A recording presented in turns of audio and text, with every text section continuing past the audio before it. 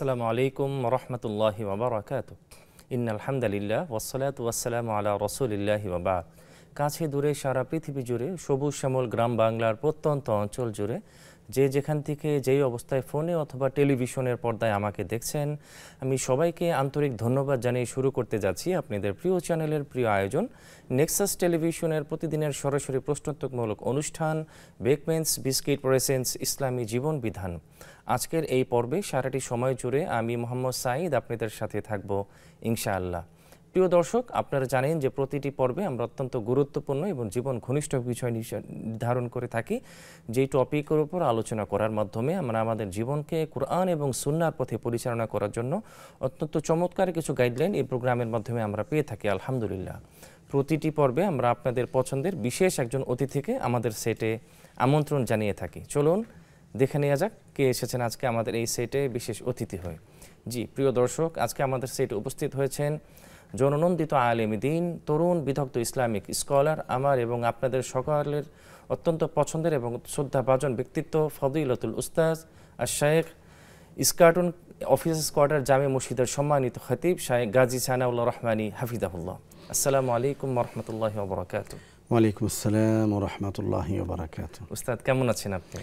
আলহামদুলিল্লাহ, আল্লাহ তাআলা খুবই ভালো রেখেছেন, আশা করি আপনারাও ভালো আছেন। জি আলহামদুলিল্লাহ, আমি ভালো আছি। আপনাকে আমাদের নেক্সাস টেলিভিশনের পক্ষ থেকে এবং আমাদের পক্ষ থেকে স্বাগত জানাচ্ছি। জাযাকাল্লাহ খাইর। ওয়া ইয়াকুম। প্রিয় দর্শক, আমরা সবাই জানি যে প্রচলিত কয়েকটি কথা আছে যে ধর্ম যার যার উৎসব সবার, আবারও প্রচলিত আরও কিছু কথা আছে ধর্ম যার উৎসব তার।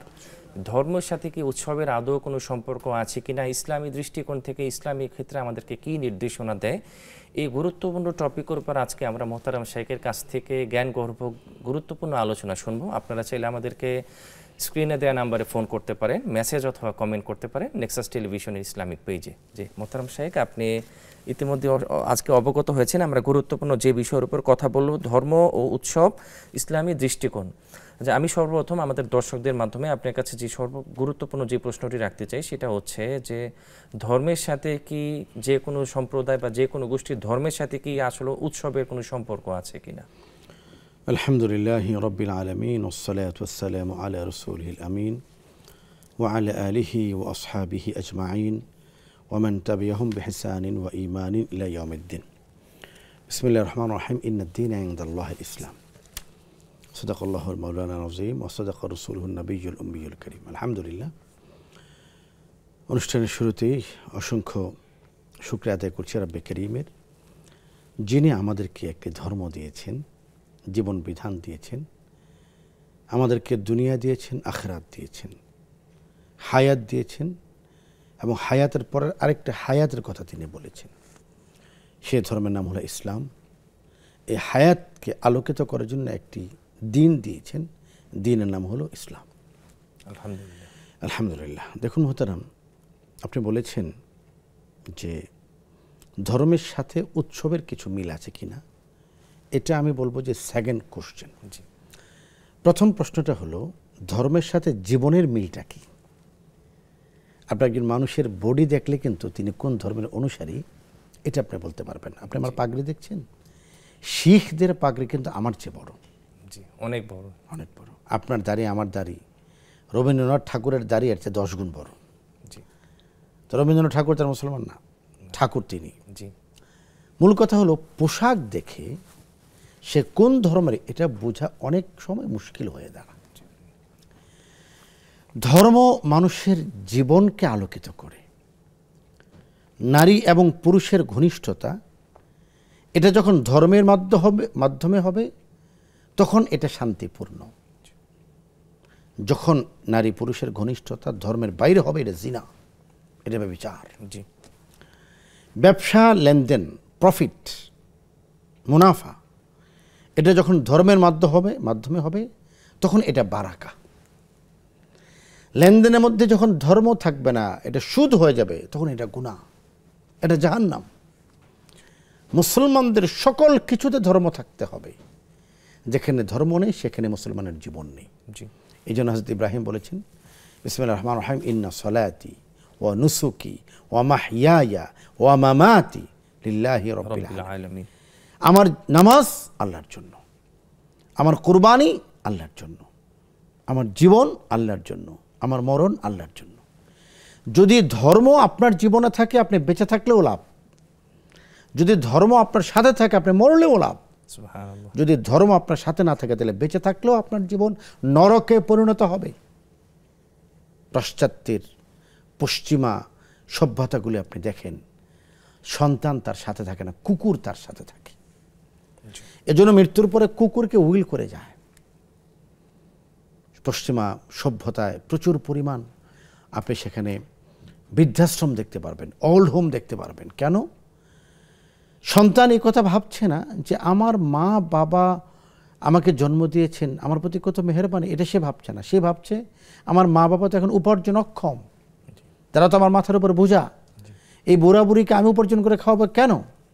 অথচ এই জায়গাটি যদি ধর্ম থাকে, ধর্ম বলবে আল জান্নাতু তাহতা জিলালিল উম্মাহাত, জান্নাত হলো মায়ের পায়ের নিচে। সুবহানাল্লাহ। আবুকা কাল জান্নাহ, তোমার বাবা তোমার জান্নাতের মতন। তুমি যদি চাও সেই জান্নাতকে গ্রহণ করো, যদি চাও সেই জান্নাতকে এড়িয়ে যাও। এজন্য আমার ধর্ম যদি থাকে আমার জীবনে, আমার জীবন আলোকিত। ধর্ম যদি না থাকে আমার জীবন অন্ধকার, আখিরাত অন্ধকার। যার জীবনে ধর্ম নেই তার দুনিয়াতেও আলো নেই, আখিরাতে আলো নেই। যার দুনিয়াতে ধর্ম আছে তার এই দুনিয়াতেও তার এই ইসলাম তাকে আলোকিত করবে, আখিরাত আলোকিত করবে। এবার প্রসঙ্গ হলো আপনি যেটা বলছেন, ধর্ম যার যার উৎসব কার কার। ইসলামের মুসলমানদের জন্য, ইসলামের অনুসারীদের জন্য টোটাল জীবন বিধানকে কোরআনে বাতলে দেওয়া হয়েছে।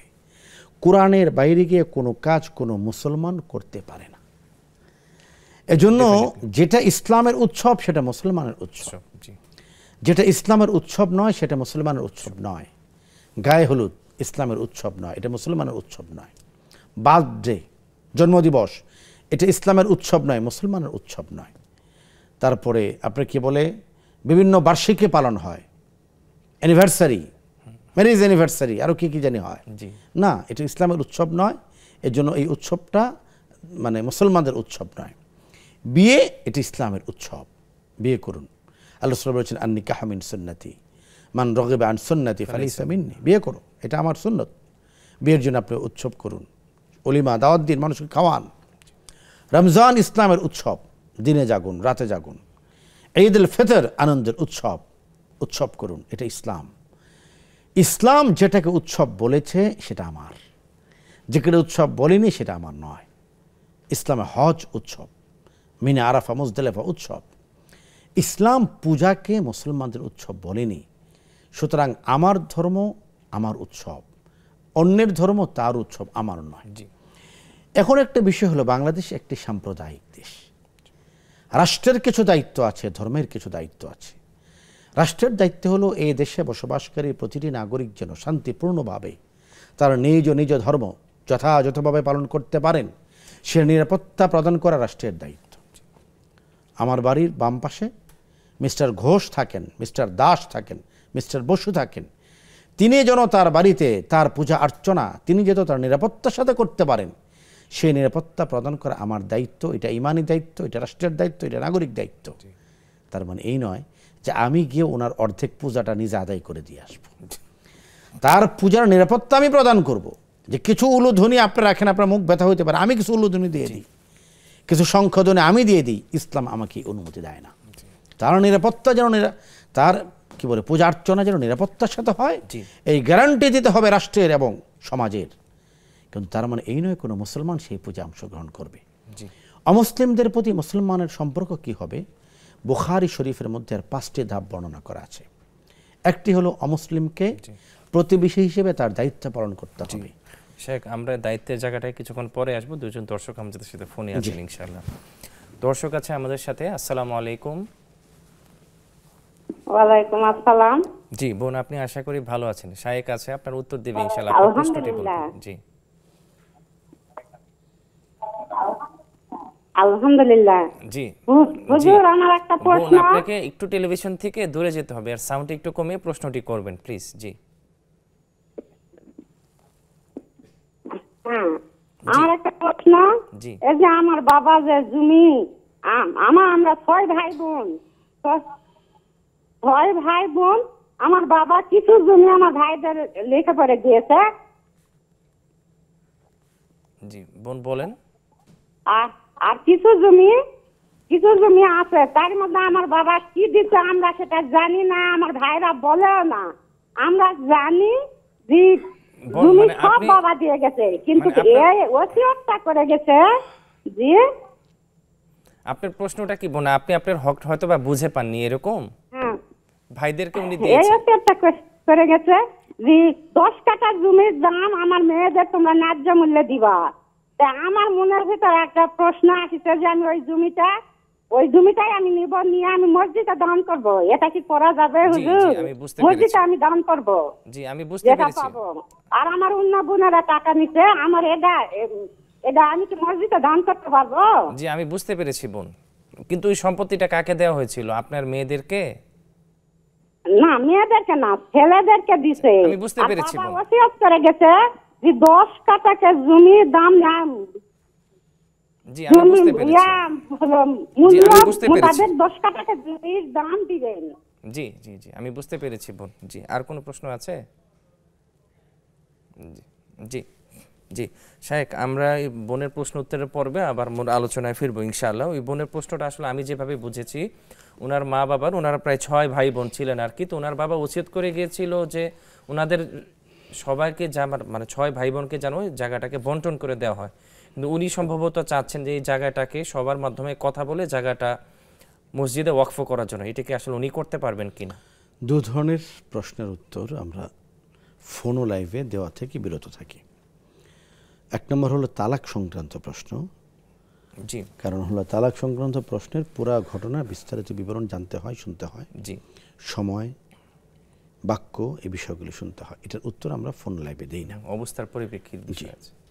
2 নম্বর বিষয় হলো আমার বোন যে প্রশ্ন করেছে, এটা মিরাজ সংক্রান্ত প্রশ্ন। জি মিরাজের প্রশ্ন আমরা ফোন লাইভে দেই না, কারণ মিরাজের একটি প্রশ্নের উত্তর দিতে গেলে কতজন বেঁচে আছেন, কতজন মারা গেছেন এটা বুঝতে হবে, কতজন আছেন, কতজন নেই এটা বুঝতে হবে, ভাই কজন, বোন কজন এটা বুঝতে হবে, বাবা মা আছে কিনা, দাদা দাদা আছে কিনা, অনেক প্রশ্ন আছে। তো এই জন্য মিরাজের প্রশ্ন আমরা টেলিফোন লাইভে উত্তর দেই না। একটা প্রশ্নের উত্তর আমি শুধু আপনার মাধ্যমে দর্শককে জানাতে চাই। আপনার নিজের সম্পদ আপনি চাইলে মসজিদে দিতে পারেন, এই অনুমতি ইসলাম আপনাকে দিয়েছে। অন্যের সম্পদ দ্বীনের কাজে দিতে হলে তার কাছ থেকে স্বাচ্ছন্দ্য অনুমতি গ্রহণ করতে হবে। তাও সেটা জোরপূর্বক না। জোরপূর্বক না, স্বাচ্ছন্দ্য অনুমতি। আমি বাক্যটা ব্যবহার করেছি, স্বাচ্ছন্দ্য অনুমতি। তো যিনি দিবেন তাকে জিজ্ঞেস করতে হবে যে আমরা এই জায়গাটা দিতে চাচ্ছি, আমি আমার অংশটুকু ছেড়ে দিচ্ছি।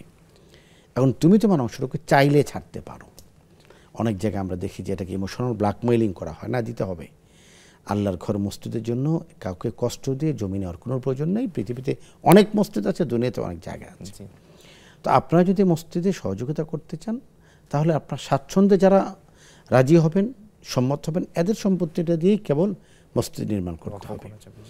রাসূল করিম সাল্লাল্লাহু আলাইহি ওয়াসাল্লাম যখন মদিনায় এলেন, মসজিদে নববী নির্মাণ করবেন, এই জায়গাটা ছিল এতিম 2 ছেলের, এবং এখানে একটা অংশে কবরস্থান ছিল। আল্লাহ রসুল জায়গাটা কিনতে চাইলেন। তারা বলে, ইয়া রাসূলুল্লাহ, আমরা আপনাকে জায়গাটা উপহার দিচ্ছি, হাদিয়া দিচ্ছি। নবীজি বলেন, না, আমি তোমাদের কাছ থেকে এই জায়গা উপহার নেব না, আমি নিজের টাকায় এটা কিনব। রসুল নিজের অর্থে এটাকে খরিদ করলেন, কিনলেন, এবং পরবর্তীতে এই সম্পত্তিটাকে তিনি আল্লাহ নামে ওয়াকফ করে দিলেন। তো এতে করে বোঝা যায় যে নিজের সম্পদের টাকা দিয়ে, নিজের সম্পদ দিয়ে মসজিদ করার ফজিলত অনেক বেশি। এজন্য আপনি যখন মসজিদ করবেন, পরিবারের কোন এক সদস্য দিয়েছেন, কোনো সদস্য দেয়নি, তো এখানে সবাইকে আপনি সবার সম্পদ আপনি নিতে পারেন। শর্ত হলো প্রত্যেকেই স্বতঃস্ফূর্ত সাথে আপনাকে সম্পদ প্রদান করতে হবে।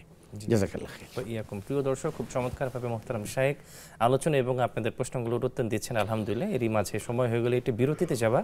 ফিরছি আমরা কিছুক্ষণ পরেই, ততক্ষণ আমাদের সাথেই থাকুন।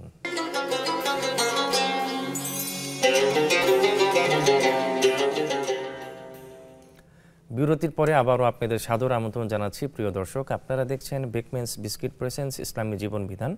আমরা সরাসরি মোহতারাম শায়েখের কাছে প্রশ্নে ফিরে যাচ্ছি।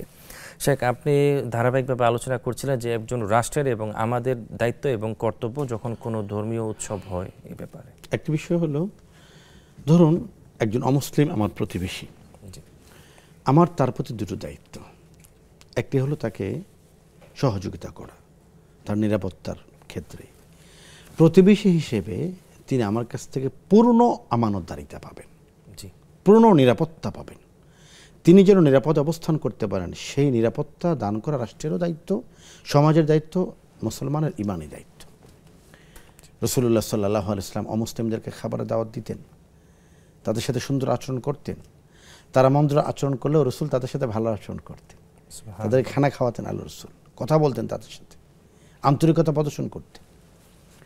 কিন্তু অমুসলিমদের কোনো কাজে সহমর্মিতা প্রকাশ করা, বাক্যটা খেয়াল করুন, সহমর্মিতা, জি তার অন্তরের মধ্যে যেই মর্ম সেটা আমি ধারণ করা, এটা জায়েজ নাই। তার অন্তরের মধ্যে দেবীর প্রতি ভক্তি, এটা যদি কোনো মুসলমানের অন্তরে থাকে, সে মুসলমান থাকবে না। নাউজুবিল্লাহ, এটা ইম্পর্টেন্ট একটা সূক্ষ্ম কথা, গুরুত্বপূর্ণ বিষয়। তার অন্তরের তার ইবাদত তার, আমার নয়। তার সমস্ত কাজগুলিতে যদি আমি সাদৃশ্য অর্জন করি, তাহলে তো আমি আর মুসলমান থাকলাম না। প্রত্যেকটা ধর্মের কিছু সিম্বল আছে, টুপি ইসলামের সিম্বল, ইহুদিদেরও কিন্তু টুপি আছে। ওই টুপি হলো ওই যে নারকেলের মালা যে আছে আমাদের ছোট, ওটার মাথার অংশটুকু আপনি যদি কাটেন এই সাইজে লবণের বাটির মতো, লবণের বাটির সাইজ টুপি, এটা ইহুদিদের টুপি। মুসলমানদের টুপি অন্যরকম। দাড়িরও অনেক প্রকার আছে। যে দাড়ি, এটা হলো সুন্নতে দাড়ি, এক মুষ্টি পরিমাণ। কেউ দাড়ি ক্লিন শেপ করে, কেউ আবার কীরকম চিকন করে দাড়ি রাখে। তো প্রত্যেকটা বিষয় ইসলামের সিম্বল আছে। ধুতি, যারা হিন্দু ভাই তারা ধুতির মতো ধুতি পড়েন, মুসলমান ধুতি পড়তে পারে না। পূজায় যাওয়ার পরে তারা একটু উত্তরীয় পরিয়ে দেয়, এটা হিন্দুদের একটি পোশাক, এটা তাদের শিয়ার, ইসলামের শিয়ার না, আপনি এটা পড়বেন না। এজন্য অমুসলিমদের পূজায় যাওয়া, অমুসলিমদের পূজা দেখা, অমুসলিমদের পূজায় অংশ নেওয়া, অমুসলিমদের পূজার প্রাসাদ খাওয়া শরীয়তের ইসলামের দৃষ্টিতে সম্পূর্ণ নিষেধ। কোনোভাবেই আমি যাব না। আমি কোথায় যেতে পারি এটা আপনাকে বলছি। ঢাকার ঐতিহ্যবাহী ধানমন্ডি তাকওয়া মসজিদে 3 দিনব্যাপী সিরাতের উৎসব হচ্ছে, আপনি এটা দেখতে যান। বন্ধ চলছে, ফ্যামিলিদেরকে নিয়ে, বাচ্চাদেরকে নিয়ে এখানে যান। জোহর থেকে আসর পর্যন্ত মহিলাদের জন্য উন্মুক্ত করে রাখা হয়েছে প্রদর্শনী, এটা শনিবার পর্যন্ত চলবে, সেখানে আপনি যান। বাচ্চাদেরকে নিয়ে আপনি সেখানে সময় দিন। কোনো মুসলমান অমুসলিমদের কোনো ধর্মীয় কৃষ্টি কালচারে আচার আচরণে অংশ নিতে পারে না, এটা নবীজির পক্ষ থেকে নিষেধ করা হয়েছে। জি, জাযাকুমুল্লাহ খাইর। দর্শক আছেন আমাদের সঙ্গে। আসসালামু আলাইকুম। ওয়ালাইকুম সালাম। জি বোন, আপনি আশা করি ভালো আছেন। আপনি কোথা থেকে বলছেন এবং আপনার প্রশ্ন? আলহামদুলিল্লাহ, আমি অনেক দিন ধরে লাইন পাই না, আজকে পেয়েছি। জি, শুকরিয়া, আপনাকে স্বাগতম। আমার দুটি প্রশ্ন আছে হুজুর। জি। আমি আমার পায়ে, বাম পায়ে প্রচন্ড ব্যথা, 2 মাস যাবত আমি টুলে বসে নামাজ পড়ি। জি। আমার কি নামাজ হবে? জি। আর কোনো প্রশ্ন আছে? আর আরেকটি প্রশ্ন আছে, যে পাড়াতে সবাই ভিক্ষা করতে যায়, গরিব মানুষ যারা ভিক্ষুক, জি, তাদের কাছ থেকে কেউ যদি চাল কিনে সেই চালের ভাত খায়, সেটা কি জায়েজ হবে? জি, যারা আসলে ভিক্ষা করছেন তাদের ক্ষেত্রে তাদের কাছ থেকে যদি চাল কিনে খাবার খায় আর কি, তাই তো? হ্যাঁ, চাল কিনে চালের ভাত খেলে এটা কি জায়েজ হবে? জি, আমি বুঝতে পেরেছি। জাযাকুমুল্লাহ। এক বোন আমাদের কাছে 2টি প্রশ্ন করেছিলেন। ওনার প্রথম প্রশ্ন ছিল হচ্ছে ওনার বাঁ পায়ে ব্যথা আছে আর কি, এই ক্ষেত্রে আসলে উনি চেয়ারে বসে নামাজ পড়েন, ওনাকে আসলে নামাজে কোনো সমস্যা হবে কিনা? আমার বোন, নামাজ বসে কেন, নামাজ শুয়েও পড়া যাবে। জি। বিষয়টা হলো আল কিয়ামু ফরযুন লিস-সালাহ, নামাজে দণ্ডায়মান হওয়া, দাঁড়ানো, এটা নামাজের ফরজ। কোনো ব্যক্তি যদি তার সামর্থ্য সত্ত্বে নামাজে না দাঁড়ায়, নামাজ হবে না। কারো সামর্থ্য নেই, আপনি যেটা বলেছেন যে পায়ে ব্যথা, কতটুকু ব্যথা এটা জানতে হবে। এমন যদি হয় যে আপনি দাঁড়াতে পারেন না, তাহলে শরীয়ত আপনাকে বসে নামাজের অনুমতি প্রদান করেছে। বসার ক্ষেত্রে কয়েকটা পদ্ধতি আমরা দেখি। মসজিদে কোনো কোনো মুসল্লি ভাই মসজিদে হেঁটে এসে টুলে বসে পড়েন। জি। যে ব্যক্তি হেঁটে মসজিদে এসে আসেন, এই ব্যক্তির জন্য টুলে বসে নামাজ পড়া শরীয়তের কোনো পদ্ধতিতে জায়েজ নেই, কোনো পদ্ধতিতে। হেঁটে তিনি মসজিদে আসছেন, তিনি কি করে বসে নামাজ পড়েন? হ্যাঁ, তার সমস্যা হলো কার্ভ হতে পারেন না, তিনি বাঁকা হতে পারেন না, রুকুতে যেতে পারেন না, সেজদা যেতে পারেন না। না, তিনি রুকুতে সেজদা কষ্ট করবেন না, তিনি টুলে বসবেন। কিন্তু যতটা তিনি পারছেন অতটা তিনি দাঁড়িয়ে থাকবেন। যেখানে আপনি দাঁড়াতে পারছেন সেখানে আপনি দাঁড়াবেন। আপনি যদি হাঁটতে পারেন তাহলে আপনি দাঁড়িয়ে নামাজ পড়বেন। আপনি যদি চলাফেরা করতে পারেন তাহলে আপনি দাঁড়িয়ে নামাজ পড়বেন। আপনি বলেছেন পায়ে ব্যথা, কতটুকু ব্যথা সেটা আপনি ভালো জানেন আমার চেয়ে, আপনার দিনের অনুভূতি আমি মনে করি আমার চেয়ে বেশি। যে জায়গাটায় আপনি অপারক ওই জায়গাটা আপনি বসবেন অথবা বসে নামাজ পড়বেন, ইসলাম আপনাকে এই অনুমতি দিয়েছে। বিসমিল্লাহির রহমানির রহিম, লা ইউকাল্লিফুল্লাহু নাফসান ইল্লা উসআহা। যে ব্যক্তি যে কাজে সক্ষম নয় সেই কাজ আল্লাহ তাআলা তার উপরে চাপিয়ে দেয় না, সুতরাং তাকে সেই কাজ করতে হবে না। কিন্তু যে ব্যক্তি দাঁড়াতে সক্ষম তিনি যদি না দাঁড়ান তার নামাজ হবে না। বসতে রুকু করতে সক্ষম, রুকু না করে নামাজ হবে না। কিছু কষ্ট তো আমাদেরও হয়, এই জন্য আপনার ব্যথাটা কতটুকু এটা অনুভব করতে হবে এবং ব্যথার তীব্রতা কতটুকু সেটা ভেদে শরীয়তের বিধান আপনার উপর অর্পিত হবে। এবং যতটুকু আপনি অপারক অতটুকুই আপনি করবেন না, বাকি পুরাটা আপনি সুস্থ নামাজের মতো আদায় করবেন। আল্লাহ আমাদেরকে বোঝার তৌফিক দান করুন। জি, অনেক শুকরিয়া এবং এই বোনের জন্য আমরা দোয়া করছি, আল্লাহ ওনাকে সুস্থতা দান করেন, আল্লাহুম্মা আমিন। আরেকজন দর্শক আছে আমাদের সাথে।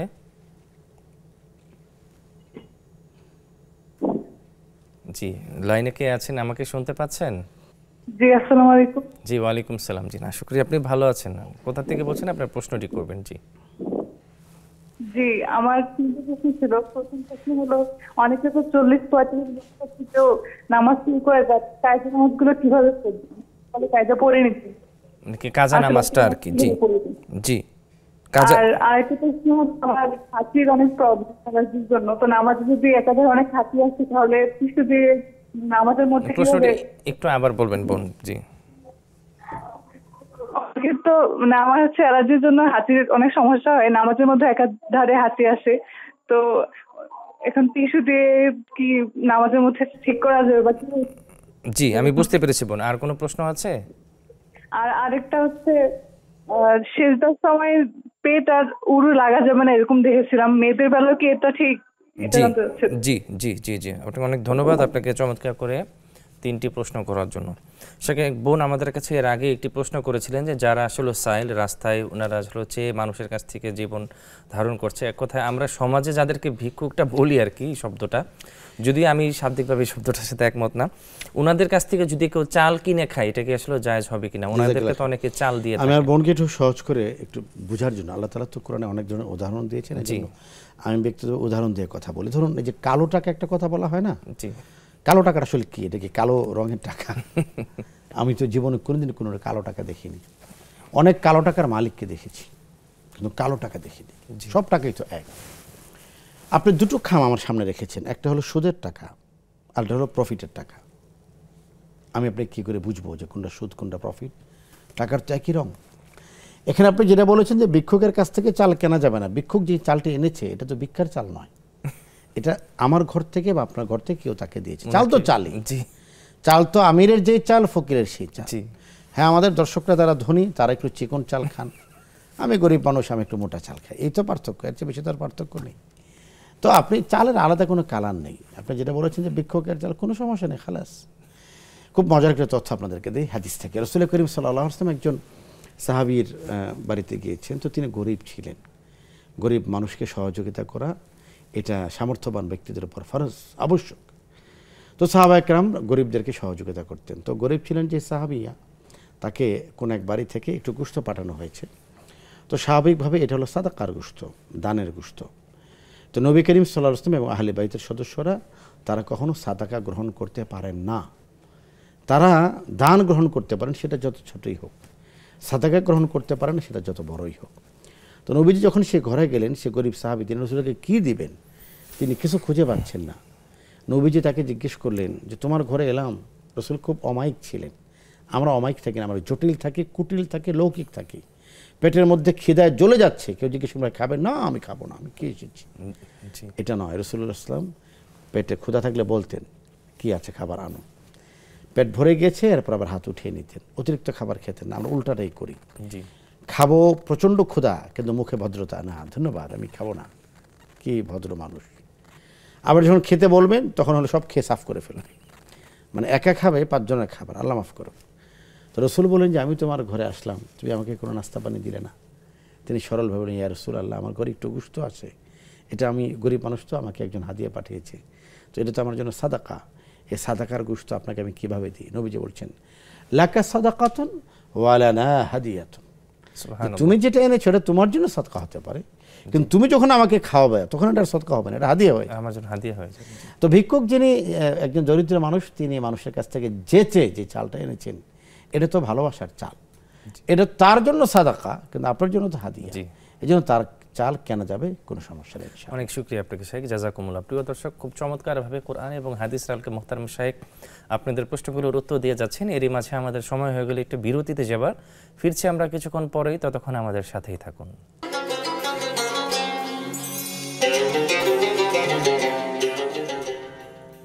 বিরতির পরে আবারও আপনাদের সাদর আমন্ত্রণ জানাচ্ছি। প্রিয় দর্শক, আপনারা দেখছেন বেকমেন্স বিস্কিট প্রেজেন্স ইসলামী জীবন বিধান। আমরা সরাসরি মোহতারাম শাইখের কাছে প্রশ্নে ফিরে যাচ্ছি। সেখানে এক বোন আমাদের কাছে প্রশ্ন করেছিলেন যে ওনার যে কোনো একজন ঘনিষ্ঠ, ওনার প্রায় 40 থেকে 45 বছর দীর্ঘ একটা সময় উনি নামাজ পড়ে নিতে, এতগুলা সময় নামাজ উনি কিভাবে আদায় করতে পারেন, উনি পরামর্শ চেয়েছেন। এমন মানুষকে তো আমরা চিনি যিনি সাহাবী, যিনি জীবনে এক ওয়াক্ত নামাজও পড়েননি। জি, আল্লাহ তাআলা ক্ষমা করে দিলে তো 45 বছরটা কোনো বিষয় না। সুবহানাল্লাহ। বিষয়টা হলো যে তিনি আসলে এখন থেকে কতটা নামাজি। জি, পিছনের সময়টা কি হয়েছে এটা তিনি পড়েননি কেন জানেন? আজকের যে অনুভূতি ওনার হয়েছে এটা আগে ছিল না। জি, আজকে তার হৃদয়ের অনুতপ্ত সিচুয়েশন, অনুভব, এটা আগে ছিল না। এখন কিন্তু আর নামাজ কাজা হবে না, কারণ এখন তার অন্তরের মধ্যে ঈমান জেগেছে। জি, পিছনের নামাজগুলির ব্যাপারে ফুকাহায়ে কেরামের মধ্যে দুটো বক্তব্য। একটি বক্তব্য হলো তিনি উমরি কাজা আদায় করবেন। উমরি কাজা মানে কি? তিনি যখন জোহরের সালাত আদায় করছেন, তিনি জোহরের সালাতের আগে অথবা পরে আরও 4 রাকাত নামাজ পড়বেন, আর আল্লাহকে বলবেন, আল্লাহ আমার জীবনের প্রথম যে জোহরের নামাজটা কাজা হয়েছিল এটা আমি আদায় করছি। আসরের আগে তেমনি করে 4 রাকাত পড়বেন, আল্লাহ আমার জীবনের প্রথম যে আসর, এমন করে তিনি জীবনভর পড়তে থাকবেন। হ্যাঁ, আল্লাহর কাছে মাফ চাইতে থাকবেন। হ্যাঁ, 40 বছরের নামাজ আদায় করে তিনি শেষ করতে পারবেন না, কিন্তু আল্লাহ দয়াশীল, আল্লাহ ক্ষমাশীল, তিনি বান্দার চেষ্টাটা দেখেন। জি, সুবহানাল্লাহ। ফুকাহায়ে কেরামের আরেকটি বক্তব্য হলো যে না, তিনি উমরে কাজা আদায় করবেন না, নফল নামাজ বাড়িয়ে পড়বেন। হাদিসের মধ্যে এসছে নফল নামাজের মধ্যে যখন কোনো ঘাটতি আসে, ফরজ নামাজের মধ্যে যখন কোনো ঘাটতি আসে, সেই ঘাটতি আল্লাহ তাআলা পূরণ করেন নফল নামাজের অংশ নিয়ে। এটা কি শেখ উমরি কাজার পাশাপাশি? উমরি কাজার একটি বিকল্প পদ্ধতির কথা কেউ বলছেন। জি, জি। উমরি কাজার ব্যাপারে দুটো বক্তব্য। একটি বক্তব্য হলো যে তিনি উমরি কাজা আদায় করবেন, আরেকটা বক্তব্য হলো যে তিনি নফল বাড়িয়ে পড়বেন। মূল কথা হলো কি, আজকে যার ফজর কাজা হয়েছে, কিয়ামত পর্যন্ত এই ফজরটা আর আসবে না। জি, সুতরাং তাকে তো নফলই পড়তে হবে। তো একটা নফলকে আমরা বলছি সরাসরি নফল, আরেকটা নফলকে আমরা বলছি উমরি কাজার নফল। মূল কথা হলো তিনি নামাজ বাড়িয়ে পড়বেন, বেশি করে পড়বেন, আল্লাহ কবুলের মালিক। আল্লাহুম্মা আমিন। শেখ বোন আমাদের কাছে দ্বিতীয়তে যে প্রশ্ন রেখেছিলেন, ওনার নামাজের মধ্যে প্রচুর পরিমাণে আসলে হাঁচি আসে, এক্ষেত্রে কি নামাজের কোনো সমস্যা হবে কিনা? না, এটা হাঁচি আসে কেন আসে এটা তিনি ভালো ইএনটি ডাক্তার দেখাবেন, এটা তার ঠান্ডার সমস্যা। নামাজ ভঙ্গের একটি কারণ হলো আমলে কাসির হওয়া। আমার বোন ওই জায়গাটা থেকে প্রশ্নটা করেছে। জি, আমলে কাসির কাকে বলে? নামাজের মধ্যে কোনো ব্যক্তি এমন কোনো কাজে লিপ্ত হলো যেটা দেখলে অন্য কেউ মনে করবে উনি নামাজে নেই। জি, নামাজের মধ্যে তার মোবাইল দেখা যায় না, তো নামাজের মধ্যে কেউ যদি মোবাইল স্ক্রলিং করে তাহলে তার নামাজ হবে না। ফোন এসেছে পকেটের মধ্যে, আপনি হাত দিয়ে ফোনটা বন্ধ করেছেন, এটা আমলে কাসির নয়। কিন্তু বন্ধ করার আগে ফোনটা কে করেছে এটা একটু দেখে নিলেন, তাহলে নামাজ হবে না। আমি আপনাকে একটা মজার তথ্য দিই, একবার মসজিদে, আমি এক মসজিদে গিয়েছি নামাজ পড়ার জন্য। তো সামনের কাতারে জায়গা খালি আছে কিনা এটা আমি বুঝতে পারছি না। তো মাঝখানে দাঁড়ানো থাকা এক ব্যক্তি নামাজের মধ্যে আমাকে দেখিয়ে দিলেন, হুজুর সামনে খালি আছে, উনি নামাজই আছেন। তো আমি বুঝলাম যে উনি আসলে মাসালা জানেন না। নামাজের মধ্যে এমন কোনো কাজ যদি কেউ করে যেটা দেখলে অন্য কেউ মনে করবে তিনি নামাজে নেই, তাহলে তার নামাজ হবে না। এটাকে আমলে কাসির বলে। আমার বোন যেটা বলেছেন যে হাঁচি আসছে, হাঁচির সাথে কিছু সর্দি চলে এসছে, এখন তিনি তার পকেট থেকে টিস্যু ব্যবহার বের করে মুছেছেন, এটা যদি খুব দ্রুততার সাথে করা হয় তাহলে তার নামাজে সমস্যা নেই। কিন্তু এটা এমনভাবে তিনি করলেন, পকেট থেকে রুমাল বের করলেন, নাক পরিষ্কার করলেন, আবার পকেটে রাখলেন, এই দীর্ঘ সময়টা আমলে কাসিরের হয়ে যাবে, নামাজ ভেঙে যাবে। এই জন্য তার অবস্থানটা তিনি যেন বুঝে নেন, তিনি দেরি করলেন না খুব দ্রুত করলেন। জি, অনেক শুকরিয়া। একজন দর্শক আছে আমাদের সাথে। আসসালামু আলাইকুম। ওয়ালাইকুম আসসালাম। জি, জি, আশা করি আপনি ভালো আছেন, আপনার প্রশ্নটি বলবেন। জি, আমার প্রশ্নটা হলো যে আমার বোন বাহিরে থাকেন, তো ও কি জাকাতের টাকা পাঠায়, তো টাকাটা দেওয়ার পরে কিছু টাকা রাখে দেয় বছরে অন্য সময় দেওয়ার জন্য। এখন এটা কি শুদ্ধ হবে নাকি এটা পরবর্তী দিলে হবে নাকি রোজার সময় দিয়ে শেষ করতে? জি, অনেক শুকরিয়া বোন। আর কোনো প্রশ্ন আছে? জি না। জি, সেখানে বোন আমাদের কাছে আরেকটি প্রশ্ন করেছিলেন, সেটা হচ্ছে ওনার বোন দেশের বাইরে থাকে, উনি জাকাতের টাকাটা পাঠিয়ে দেয়, কিন্তু জাকাতের টাকাটা কি রমজানের মধ্যেই উনি সবকিছু দিয়ে দিতে পারবে, নাকি এটা পরবর্তী যদি কিছু রেখে দিয়ে এটা আস্তে আস্তে সারা বছর ব্যাপী দেয়? এটা যে বছরের টাকা সেই বছরের মধ্যে পরিশোধ করতে হবে। জি, এটা হলো বিষয়। এখন ধরুন আমার টাকা 3 লক্ষ টাকা জাকাত, বছর ধরতে কি সে আরবি বছরই তো ধরতে আমি বলছি, হ্যাঁ, ধরুন আমার কাছে 3 লক্ষ টাকা আমার জাকাত, জি, এটা আপনাকে দিয়ে দিলাম যে ভাই এটা আপনি বাংলাদেশের বিভিন্ন মাদ্রাসায় জাকাত দিবেন। এই যে আমি আপনাকে দিয়ে দিলাম, এটা আমার জাকাত আদায় হয়ে গেছে। আচ্ছা, এবার আপনার কাছে যখন টাকাটা গেল, এটা আপনি কতদিন লাগিয়ে আদায় করবেন সেটা আপনার বিষয়। এখানে শরীয়ত কোনো আমাকে বাধ্যবাধকতা করেনি। কিন্তু বিষয় হলো যে আমার জাকাতের টাকা আমি রেখে দিলাম, 5 বছর লাগিয়ে দিলাম, এটা উচিত নয়। জি, বরং আমি আমার কাছ থেকে সরিয়ে দেব, অথবা আমি একটা ব্যাংকে ট্রান্সফার করে দেবো, যে জাকাত ফান্ড এখান থেকে নিয়মিত দেই। নিজের সম্পদ থেকে জাকাতের সম্পদকে আলাদা করে ফেলা, এটা হলো দায়িত্ব। আপনি ধীরে ধীরে দিতে পারেন, কোনো সমস্যা নেই। জি, অনেক শুকরিয়া। সেখানে এক বোন আমাদের কাছে এবং অনেক বোনই আমাদের কাছে আসলে সেজদাটা কিভাবে হবে এবং হাতটা কিভাবে রাখবে এই ব্যাপারে একটু জানতে চান আর কি। এখানে মূল বিষয়টা হলো যে নারী পুরুষের নামাজের মধ্যে পার্থক্য আছে না নেই, এটা নিয়ে হলো মূল প্রসঙ্গ। হানাফি মাযহাব অনুযায়ী নারীদের অবয়ব যেমন আলাদা, তাদের নামাজের বিধানও আলাদা। পুরুষরা নামাজে সিজদা গিয়ে তাদের বুক পেটকে উঁচু রাখবেন, মাঝখান দিয়ে যেন ওটা বকরি আসা যাওয়া করতে পারে এতটুকু উঁচু রাখবেন। নারীরা সেটা করবেন না। নারীরা তারা বিছানার মতো করে তারা একটু শুয়ে পড়বেন, তারা পা ভাঁজ করে সিজদা করবেন। নারী এবং পুরুষের নামাজের মধ্যে নারী এবং পুরুষের তার অবয়বগতভাবে যেমন পার্থক্য আছে, নামাজের ক্ষেত্রে পার্থক্য আছে। এটা হলো হানাফি মাযহাবের বক্তব্য। অন্য অন্য কোনো মাযহাবের লোকেরা বলেছেন, আল্লাহ রাসূল বলেছেন, সল্লু কামা রাআইতুমুনি উসাল্লি, তোমরা যেভাবে আমাকে নামাজ পড়তে দেখেছো সেভাবেই নামাজ পড়ো। সেখানে যেহেতু রাসূল নারী এবং পুরুষকে আলাদা করেননি, সুতরাং নবীজি পুরুষ ছিলেন, তার নামাজ যেমন নারীদের নামাজও তেমন। কিন্তু হানাফি মাযহাবের উলামা কেরাম এই বক্তব্যটাকে সমর্থন করেন না। তাদের বক্তব্য হলো রাসূল এই হাদিসটি যখন বলেছেন, তখন তিনি একজন পুরুষ সাহাবীকে বলেছেন, যিনি নও-মুসলিম ছিলেন এবং নবীজির কাছে একাধারে 40 দিন থেকে ইবাদত শিখেছেন। তো তাকে যেহেতু বলেছেন তিনি পুরুষ ছিলেন, তো পুরুষদের নামাজের পদ্ধতি হলো এটা। আর যারা নারী, তাদের জন্য নামাজের পদ্ধতি হলো বিভিন্ন হাদিস থেকে যেটা বোঝা যায় যে নারীরা পা বিছিয়ে দিবেন, তাদের বডিটা একটু বিছানার মতো থাকবে, তাদের বুক, উরু, পেট এগুলো উঁচু থাকবে না, এটা মাটির সাথে অনেকটা মিশে থাকবে। অনেক শুকরিয়া। একজন দর্শক আছে আমাদের সাথে। জি, কে আছেন লাইনে? আসসালামু আলাইকুম। জি, ওয়ালাইকুম সালাম। বোন, আশা করি আপনি ভালো আছেন। আপনি কোথা থেকে বলছেন? আপনার প্রশ্নটি করবেন। আলহামদুলিল্লাহ ভাইয়া। জি, দিনই বোনের প্রশ্ন আমাকে আপনি করে দিবেন। জি জি, ওর 25 বছর সংসার জীবন। হ্যাঁ, আমার কথাটা একটু বোঝেন, মানে প্রশ্নটা বোঝাতে আমার জি, আপনি নির্দ্বিধা বলেন বোন। 25 বছরের সংসারের জীবন। তো ও 5 ওয়াক্ত নামাজ পড়ে আল্লাহর রাস্তায়, মানে সমস্ত দিনই বোন আমাদের। তো ওর হাজবেন্ড ওকে সন্দেহ করে, মানে যে পরপুরুষই বাড়ি বসে আছে, আত্মীয়-স্বজন, সমাজ, প্রতিবেশী সবাইকে নিয়ে সন্দেহ করে। জি, তো আর মানে অনেক অত্যাচার, অনেক নির্যাতন করায়। তো ওর স্বামীকে নিয়ে কিছু বলার জন্য, মানে স্বামী কি কেমন মাঠে কোনো শাস্তি হবে, আর সে কি ধৈর্য ধরে থাকবে এভাবে? আর ওর বোনের সাথে, মানে ওই আপার মানে এক বোনের সাথে গন্ডগোল লেগে ওই আপুটির ডিভোর্স হয় হাজবেন্ডের সাথে। ওই আপুটি আবার ওই হাজবেন্ডের সঙ্গে মানে আপনি আপনার যে দিনী বোনের কথা বলছেন, ওটা কি ওনার সাথে তার হাজবেন্ডের ডিভোর্স হয়েছে? হ্যাঁ, মানে কারণে তাদের বোনের কারণে ডিভোর্সটা হয়ে যায়। জি, আবার তারা এক হয়েছে, তো তালাক হয়েছে মাঝখানে, বুঝছেন? তো আমি এতটুকু বুঝতে পেরেছি বোন। আপনার প্রশ্নটা কি এখন কি মানে বোন তার ভাইজানের কাছে যেতে পারবে কিনা, তাই তো? না, গিয়েছে, মানে ওই আপুটি তো আল্লাহ ভাই আবার তাকে মানে অলরেডি গিয়েছে। জি জি, তো তাদের কি হয়েছে কি এটা, আর ওই মানে এ পর্যন্ত সে এরকমই আছে, মানে তাকে অত্যাচার করা হয়, নির্যাতন করা হয়, মারধর করা হয়, সে ধৈর্য ধরে আছে। আচ্ছা, আমি বুঝতে পেরেছি বোন। এখনো আবার আগের সমস্যাটাই কন্টিনিউ হচ্ছে আর কি। আচ্ছা, আমরা মোহতারাম শাইখের কাছ থেকে আলোচনার মাধ্যমে অবশ্যই উত্তরটা নিব ইনশাআল্লাহ। জি, প্রিয় দর্শক, খুব চমৎকারভাবে মোহতারাম শাইখ আপনাদের প্রশ্নগুলোর উত্তর দিয়ে যাচ্ছেন আলহামদুলিল্লাহ। এরই মাঝে আমাদের সময় হয়ে গেলে একটু বিরতিতে যাবার, ফিরছি আমরা কিছুক্ষণ পরেই, ততক্ষণ আমাদের সাথেই থাকুন।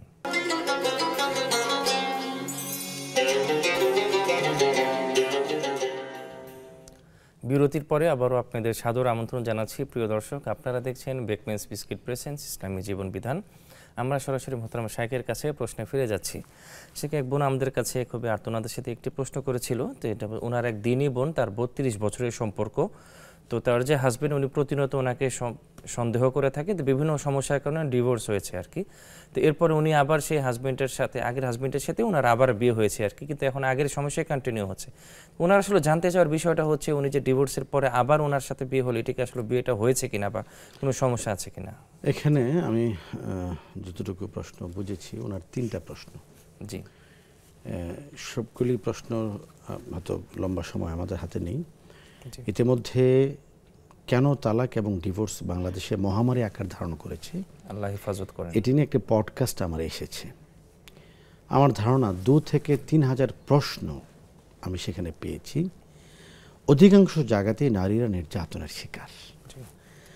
32 বছর পরে একটি সংসার কেন ভাঙবে? 32টা বছর। 32টা বছর। যদি তাদের সন্তান হয়ে থাকে 2 বছর পরে, সেই সন্তানের বয়স এখন 30। জি। এখন বিষয়টা হলো, ঢাকা শহরের একটি প্রথম সারির পত্রিকা নিউজ করেছে, শুধু ঢাকা শহরে প্রতিদিন তালাক এবং ডিভোর্স হচ্ছে 18টার বেশি। এটা অত্যন্ত ভয়ঙ্কর একটি তথ্য।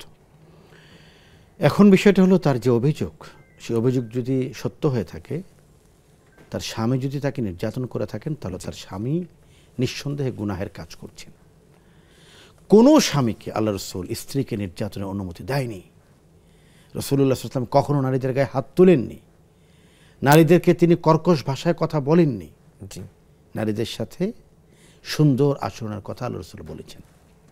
এটা হলো, কোনো পুরুষ চাইলেই তার স্ত্রীদের নির্যাতন করতে পারে না। নির্যাতন করাটা ইসলাম সমর্থন করে না, 1 নম্বর। 2 নম্বর বিষয় হলো তালাক।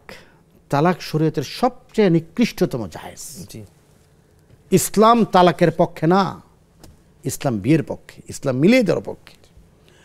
কখনো যদি তালাক দিতেই হয়, সেটার কিছু পদ্ধতি আছে। পদ্ধতিটা হলো, নারীকে সুস্থ অবস্থায় তালাক প্রদান করতে হবে, ইদ্যতের মাঝে নয়, পিরিয়ডের মাঝে নয়, সুস্থ অবস্থায়। কেউ যদি অসুস্থ অবস্থায় দেয়, সে গুনাহগার। আমি অনেক জায়গায় এটা বলেছি। আমি মালয়েশিয়ায় গিয়েছিলাম, সেখানে একটা সেন্টার দেখেছি, তালাক স্টাডি সেন্টার। আমি অবাক হয়েছি। আমি মনে করি বাংলাদেশের প্রত্যেকটা মসজিদের খতিবদেরকে তালাক নিয়ে কথা বলা উচিত। তালাক কখন দেয়া যাবে, কেন দেয়া যাবে, কিভাবে দিতে হবে। মানুষ জানছে না বলে সমাজে তালাকের ছড়াছড়ি। টুস বিস্কিটের চেয়েও কম দামে তালাক বাংলাদেশে প্রচলিত হচ্ছে। তালাক তো দেওয়ার জন্য নয়। স্ত্রীর সাথে ব্যাটে বলে মিল হবে না, এটা স্বাভাবিক কথা। রাসূল বলেছেন, স্ত্রীদেরকে বানানো হয়েছে বাম পাঁজরের বাঁকা হাড্ডি দিয়ে। এটাকে বেশি সোজা করতে গিয়ে ওটা ভেঙে যাবে, আর এভাবে ছেড়ে দিলে তাহলে আরও বাঁকা হয়ে যাবে। বোন বলেছেন, স্বামী তার স্ত্রীকে সন্দেহ করে। সন্দেহ আল ওয়াসওয়াসা মিনাশ শাইতান। উপযুক্ত কোনো তথ্য প্রমাণ না পেলে স্ত্রীকে আপনি অযথা সন্দেহ করতে পারেন না।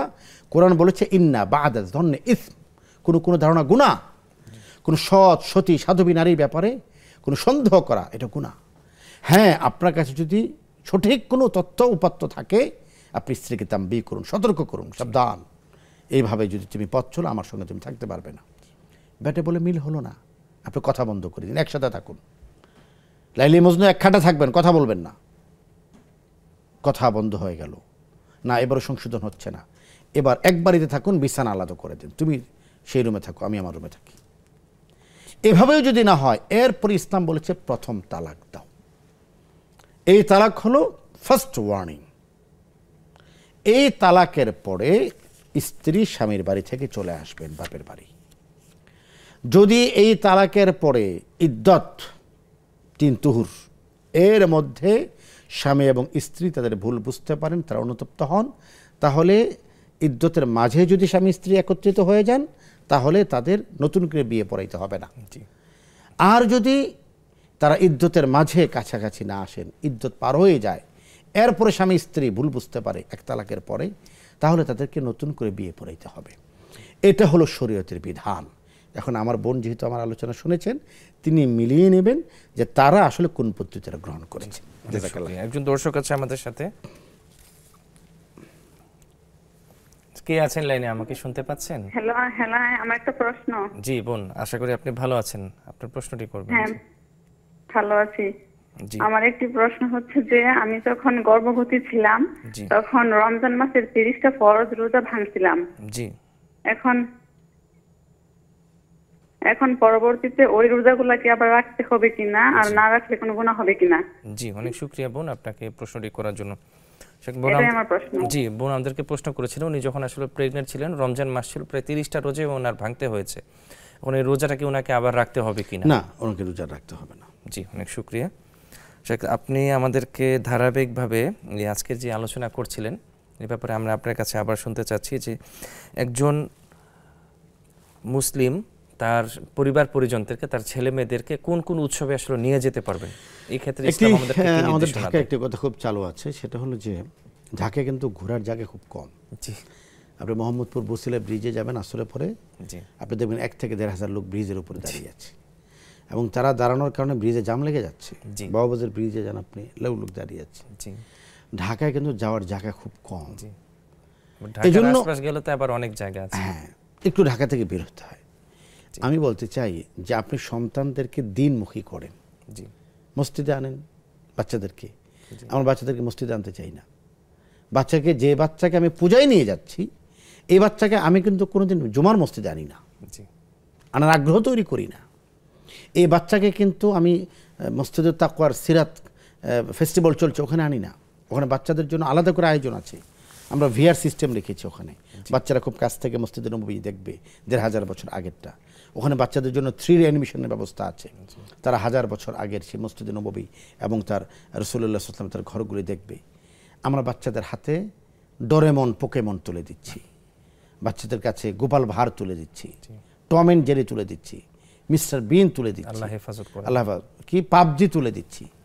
বাচ্চারা সারাদিন ফায়ার করতে থাকে মোবাইলের মধ্যে, ওর ব্রেন কিন্তু এটাই করে। অথচ বাচ্চাদেরকে আপনি ভালো কিছু শেখাতে পারতেন। বাচ্চারা ভালো কিছু শিখে, আমি দেখেছি যে কিছু কার্টুন আছে যেটা ইসলামিক কার্টুন, আলীর সাথে সুন্নাহ শিখি একটা দেখেছি, ফাতেমার সাথে সুন্নাহ শিখি একটা বই আমি দেখেছি। তারপরে হলো দিনই নানান কিছুর এখানে কিন্তু আছে।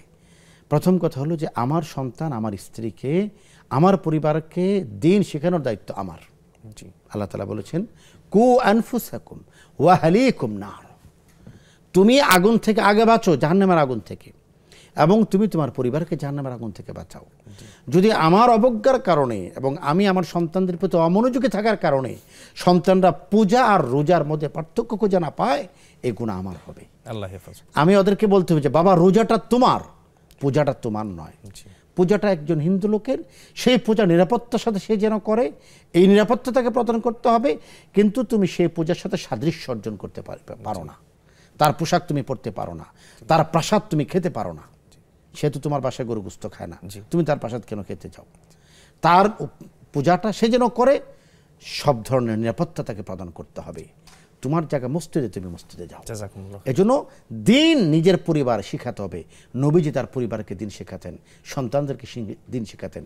আমরা যদি আমাদের পরিবার সন্তানদেরকে দিন শিখাই, পরিবার দিগকে দিন শিখাই, আমার পরিবারের ঈমান রক্ষা হবে জাহান্নামের আগুন থেকে ইনশাআল্লাহ। জাযাকুমুল্লাহ খাইর। একজন দর্শক আছে আমাদের সাথে। আসসালামু আলাইকুম, কি আছেন লাইনে? আমাকে শুনতে? জি, আমাকে শুনতে পাচ্ছেন? আসসালামু আলাইকুম। ওয়ালাইকুম সালাম। জি বোন, আপনি আশা করি ভালো আছেন, প্রশ্নটি করবেন। আচ্ছা, আমি এই প্রশ্নটা করছি। জি বলেন আপনি। ওয়ালাইকুম সালাম। জি বোন, আপনি প্রশ্নটি করবেন প্লিজ। জি আচ্ছা, কোন মহিলা যদি হজে গিয়ে কোন কারণে লাভবাহিক না করলেন, তবে কি তার সেই হজটা আবার দ্বিতীয়বার করতে হবে, নাকি তার হজটা আদায় হবে? জি, আমি বুঝতে পেরেছি আপনার প্রশ্নটা। আচ্ছা, দ্বিতীয় প্রশ্ন হলো, যদি কেউ উমরা করে, পরবর্তীতে তার আর টাকা না থাকলেও, তাহলে এই উমরা করার জন্য তো হজ কি ফরজ হয়ে যাবে? জি, আমি বুঝতে পেরেছি আপনার প্রশ্নটা। শাকিব বোন আমাদের কাছে দুইটি প্রশ্ন করেছিলেন, সেটা হচ্ছে হজের ফরজ 3টি। 1 নম্বর হজের ফরজ হলো নিয়ত করা, মানে হলো নিয়তের সাথে ইহরাম বাঁধা। 2 নম্বর হলো আরাফার ময়দানে অবস্থান করা। 3 নম্বর হলো ফরজ তওয়াফ করা। এই 3টে কাজ যদি কেউ করে ফেলে তার হজ আদায় হয়ে যাবে। লাভবাহিক পড়তে না পারলে তার গুনাহ হবে, কিন্তু হজ বাতিল হবে না। 1 নম্বর। 2 নম্বর বিষয় আমার বোন যেটি বলেছেন যে উমরা করলে হজ ফরজ হয় কিনা, এই কথাটা ভুল। যার উপর হজের সামর্থ্য আছে তার উপর হজ ফরজ, জি। উমরা কারো উপর ফরজ নয়, উমরা ওয়াজিব। কোনো ব্যক্তি উমরা করেছেন তিনি আলহামদুলিল্লাহ, কারো সামর্থ্য আছে তিনি উমরা করেছেন, কারো সামর্থ্য নেই তাও তিনি উমরা করেছেন। উমরা করার মাধ্যমে হজ ফরজ হয় না, হজ ফরজ হয় সামর্থ্য থাকার কারণে। সামর্থ্য যদি আসে তখন তিনি অবশ্যই হজ করবেন। জি শেখ, সর্বশেষ আপনি আমাদের দর্শকদের উদ্দেশ্যে 1 মিনিটে আসলে সন্তানদেরকে নিয়ে কোথায় যাবে? প্রথম কথা হলো যে আমার সন্তানদের ঈমান যেন রক্ষা হয়, জি। আমার ঈমান যেন রক্ষা হয়, চমৎকার বলেছেন। পরিবারের ঈমান যেন রক্ষা হয়। কোনো অসৎ সঙ্গে আমার পরিবারের ঈমান যেন ধ্বংস না হয়ে যায়। সিলেটে শাহজালাল মাজারে গিয়ে, আট্রসির পীরের দরবারে গিয়ে, মিরপুরে শাহ আলীর দরবারে গিয়ে আমার সন্তানের জন্য ঈমান হারিয়ে না যায়। কোনো পূজা মণ্ডপে গিয়ে সেই পূজার কার্যক্রমে অংশ নিয়ে আমার সন্তান যেন ঈমান হারানো হয়, এটা আমাকে দেখতে হবে। অমুসলিমদের প্রতি ব্যক্তিগত আন্তরিক আচরণের মাধ্যমে তাদেরকে ইসলামের দিকে দাওয়াত দিতে হবে, কিন্তু তাদের পূজা অর্চনায় অংশগ্রহণ করা ইসলাম সমর্থন করে না। আল্লাহ তাআলা সঠিক অনুভূতি আমাদেরকে দান করুন। অনেক শুকরিয়া শেখ, জাযাকুমুল্লাহ খায়ের। আপনি শত ব্যস্ততাকে আপনি পিছনে ফেলে আজকে আমাদেরকে সময় দিয়েছেন। আল্লাহ আপনার ইলমে এবং খিদমতে বারাকা দান করেন, আল্লাহুম্মা আমিন। প্রিয় দর্শক, এতক্ষণ যারা আমাদের সাথে চমৎকার এই আয়োজনটিতে যুক্ত ছিলেন, আল্লাহ তাআলা আপনাদের সময়টাকে কবুল ফরমান। আমি আপনাদেরকে আরও একটি মেসেজ দিতে চাই। আমাদের নেক্সাস টেলিভিশনের ইসলামিক প্রোগ্রামটা যদি আপনি পূর্ণপ্রচার দেখতে চান, এটা প্রতিদিন রাত 4টায় এবং সকাল 7টায় এটা পূর্ণপ্রচার আপনি অবশ্যই দেখতে পারবেন। এবং প্রত্যেকটি প্রোগ্রাম আপনার ফোনে আপনি পেতে don't forget to subscribe the Nexus television Islamic channel. সবাই ভালো থাকবেন, সুস্থ থাকবেন এবং কোরআন এবং সুন্নাহর পথে থাকবেন। আমি বিদায় বলে একটি মেসেজ দিয়ে আমি বিদায় নিব। আমরা যেন অবশ্যই প্রত্যেকটি সময় প্রত্যেকটি ক্ষেত্রে ইসলামী পণ্য বর্জন করে চলি। ওয়াফাকাকুমুল্লাহ উসনাত তৌফিক। ওয়াসসালামু আলাইকুম ওয়া রাহমাতুল্লাহি ওয়া বারাকাতুহু।